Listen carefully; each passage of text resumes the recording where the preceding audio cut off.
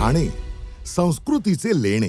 काय कमाल आहे ना हे ठाणे शहर. एकीकडे विकासाची गगनभरारी तर दुसरीकडे निसर्ग संपन्न येऊर. एकीकडे तलाव पाळीची शांतता तर दुसरीकडे गायमुख चौपाटीचा उत्साह. एकीकडे गडकरी रंगायतांचा ऐतिहासिक वारसा तर दुसरीकडे घाणेकर नाट्यगृहाचं आधुनिक कला वैभव.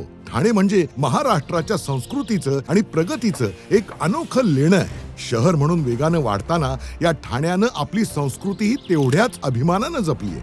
आणि याच सांस्कृतिक संचिताचा पाया म्हणजे गडकरी रंगायतन. 1978 पासून ठाणेकरांच्या कलाप्रेमाचं साक्षीदार असलेलं हे कला मंदिर कालौघात काहीसं जीर्ण झालं होतं. पण कलेच्या या मंदिराला नवसंजीवनी देण्याचा विडा उपमुख्यमंत्री एकनाथ शिंदे यांनी उचलला. तब्बल 31 कोटींच्या खर्चातून गडकरी रंगायतांचा पुनर्जन्म झाला. आज जेव्हा रंगमंचावर तिसरी घंटा वाजते तेव्हा प्रत्येक ठाणेकराचा ऊर अभिमानानं भरून येतो. कलेची ही उज्ज्वल परंपरा जपतानाच आता हे सांस्कृतिक वैभव शहराच्या इतर भागात विस्तारू पाहतंय. नाट्य पंढरीची ही ओढ आता केवळ शहरापुरती मर्यादित राहिलेली नाही. ठाणेकरांची नाटकावरची हीच निष्ठा लक्षात घेऊन विस्तारणाऱ्या घोडबंदर पट्ट्यासाठी गायमुख येथे 7350 चौरस मीटरचं तिसरं भव्य आणि अत्याधुनिक नाट्यगृह साकारत आहे. आता नाट्यकलेचा हा वारसा थेट घोडबंदरच्या दारापर्यंत पोहोचलाय.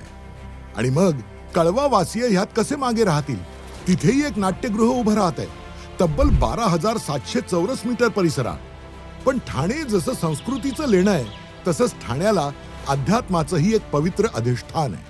ठाण्याची आध्यात्मिक भूक भागवण्यासाठी उपमुख्यमंत्री एकनाथ शिंदे यांच्या मार्गदर्शनाखाली आणि मंत्री प्रताप सरनाईक यांच्या कल्पकतेतून उपवन तलावाच्या काठी 51 फुटी उंच सावळ्या विठ्ठलाची मूर्ती साकारली आहे. ही भव्य मूर्ती पाहताना जणू पंढरपूरच ठाण्यात अवतरल्याचा भास होतो. अहिल्याबाई होळकर घाटाच्या धर्तीवर विकसित झालेला हा परिसर आता भक्तीचा नवा प्रवाह बनलाय.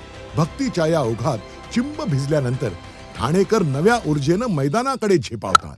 कारण अध्यात्मानं आत्मा तर मैदानी खेळानं शरीर घडतं. दादोजी कोंडदेव स्टेडियम 171 कोटींच्या खर्चातून नव्यानं उभं राहत असलेलं हे भव्य स्टेडियम ठाणेकरांच्या अभिमानाचं, त्यांच्या मुलांच्या स्वप्नांचं आणि उद्याच्या खेळाडूंच्या आशेचं मैदान आहे. या स्टेडियममुळे ठाणे IPL आणि आंतरराष्ट्रीय क्रिकेटच्या नकाशावर झळकेल. खेळाडूंना दर्जेदार सुविधा, पर्यटकांना आलिशान 3 स्टार हॉटेल, कुटुंबासाठी भव्य फूड कोर्ट आणि अत्याधुनिक रिटेल हब सगळंच इथे साकारत आहे. शिवसेना महायुतीचं ध्येय स्पष्ट आहे. ठाणेकर प्रत्येक क्षेत्रात अव्वल असावा. शिंदे साहेब आणि महायुतीच्या नेतृत्वात ठाणे फक्त बदलत नाहीये तर ते स्वतःची एक नवी ओळख निर्माण करतंय. कलेचा अभिमान, श्रद्धेचा आधार आणि प्रगतीचा वेग या त्रिवेणी संगमातून उद्याचं ठाणे साकारतंय.